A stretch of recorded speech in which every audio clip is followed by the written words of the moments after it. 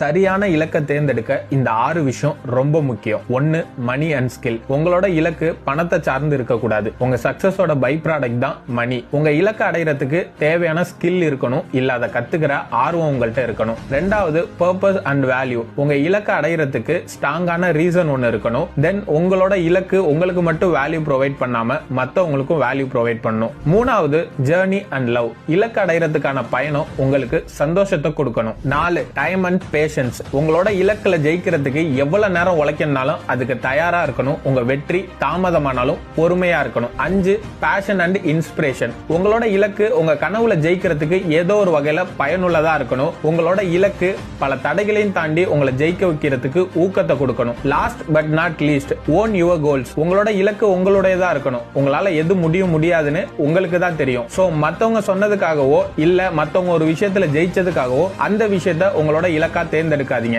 இப்ப சொன்ன எல்லா விஷயமும் சரியா இருந்தா நீங்க சூஸ் பண்ற உங்களோட இலக்கும் சரியா தான் இருக்கும்.